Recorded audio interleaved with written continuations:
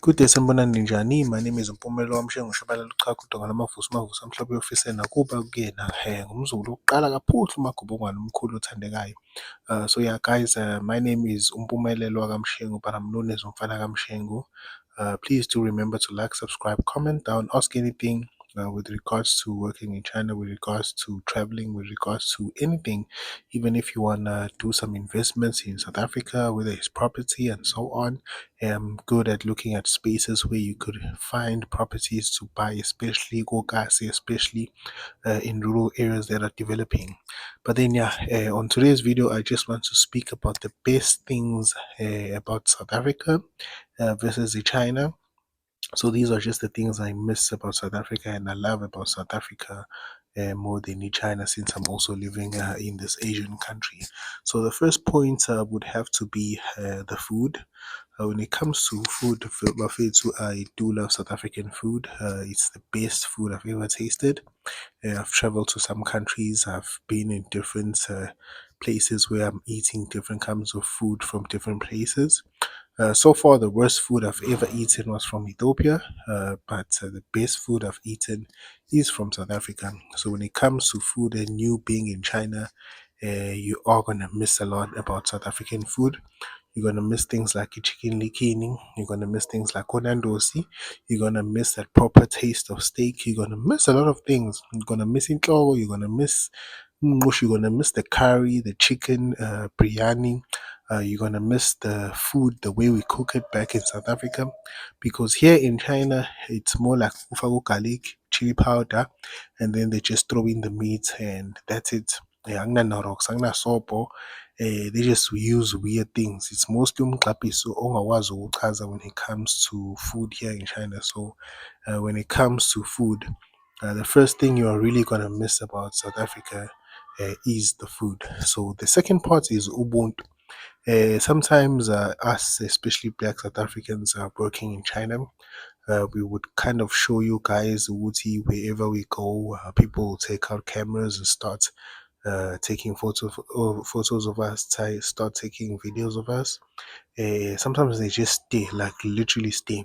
Umuntu uphenduke umbuke naye kubuke nawe umbukane, yabo, nothing uthi uyambingelela evele nje ekugqolozele. So when it comes to ubuntu and also exposure to abanye abantu, South Africa ihamba phambili because we are welcoming to various countries.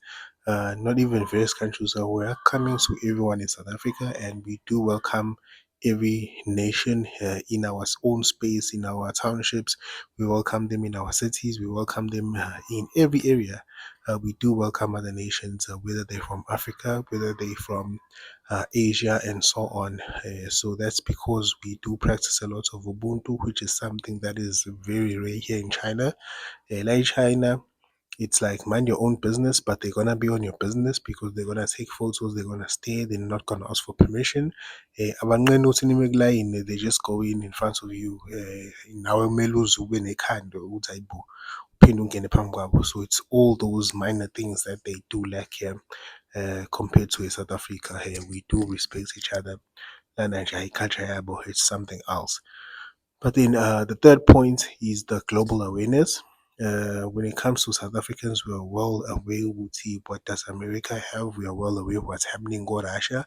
We are well aware of the situation in DRC. We are well aware of the situation in other African countries. We know Zimbabwe phila kanjani.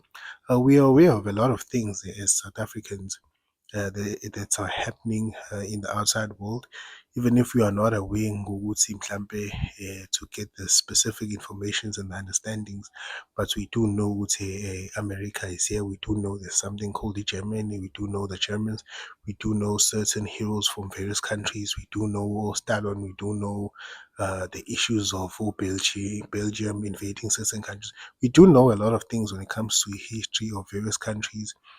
We do study things like World War history and so on. So we understand a lot about the global community. Whereas here in China, it's mostly they understand the America. They want to study only America. So Yolandela and Aloko Britain, no Australia, these other countries. When it comes to Africa, they really don't care that much about Africa. They only know South Africa because we're working with them under BRICS, and obviously some South African teachers are making their way here in China. Then we get to know, they're getting to know more about South Africa. But when it comes to global awareness, China, they're not as aware of the rest of the world as we are. Reason being, they were also locked out from trading with other countries. Nyaznani during the war, bavalelwa, and they developed their country all enclosed by themselves, and this is what it has led to Uguti Bebenje today. So we can't really blame them.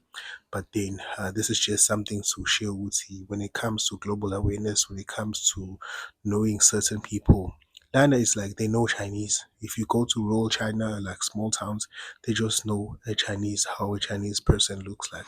But for umuntu omnyama, they start touching your skin, they start like scratching your skin to see if maybe the color is going to be removed or something.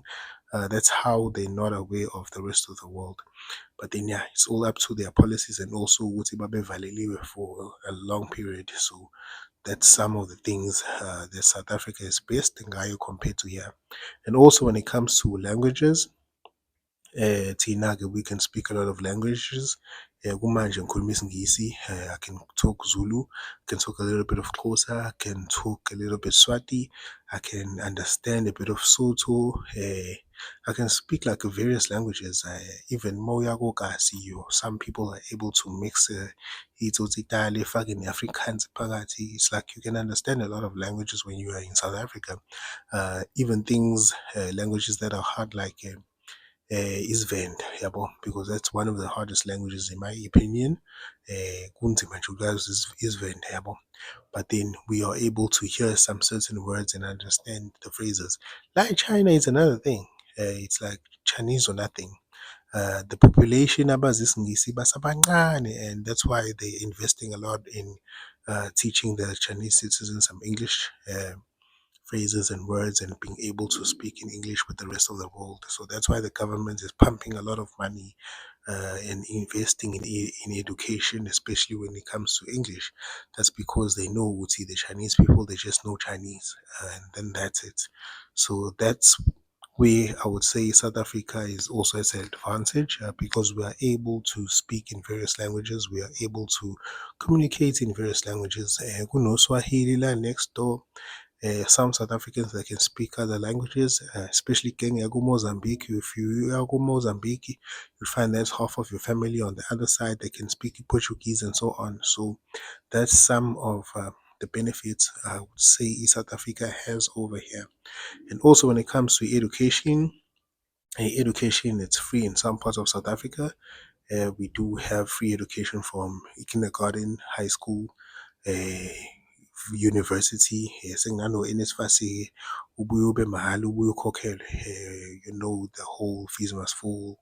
Uzuma gave free education. Kwabuye Cyril, now people are paying. So it's also an up and down situation. But the reason why I'm mentioning this, because also in China they do have free education and it's actually the best. But I'm mentioning this because when it comes to comparison, you'd find that the Chinese private schools or the semi-private schools, they are flipping expensive compared to semi-private schools in South Africa. We can also argue it's okay, they have more technology, they have more things to offer and so on. But when it comes to cost-wise, I ayabiza like China. Education, if you're an expert and you're gonna want to come here in China, work in China and live with the kids here, you're gonna pay a shit lot of money versus where in South Africa you're probably gonna pay less. But then yeah, that's a difference. And then the last part is also when it comes to cheap houses and also buying land. Then again, China, there's over 1 billion people. So when it comes to land, it becomes a very complex issue. They don't believe in distributing land. It's mostly controlled by the government. And lokho kwenzela ukuthi bekwazi ukumaintaina the lot of people that are living in this country. That's why they build things like ama-flats, tall story buildings to accommodate the overpopulated people. So when it comes to land versus back in South Africa, mina nje ekhaya kunomhlaba, kunentaba nje ehleli engakathintwa. So if you wanna buy land, you also go to inkosi yangakini, ukhokhe lokho okukhokhayo okuncane, you are able to build land here. So when it comes to cheap access to houses, cheap access to land, in South Africa, we have it good, actually. Actually, we have it good better than America. We have it good better than UK. We have it good better than Canada, because I do speak with people from these countries, and that they are suffering when it comes to buying property, when it comes to owning land and so on. So lapho nje siyabusa bafethu.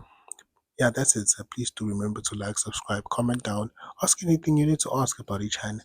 This is the best things of South Africa. Siyabadla ke kulezi zinto lezi. Danko.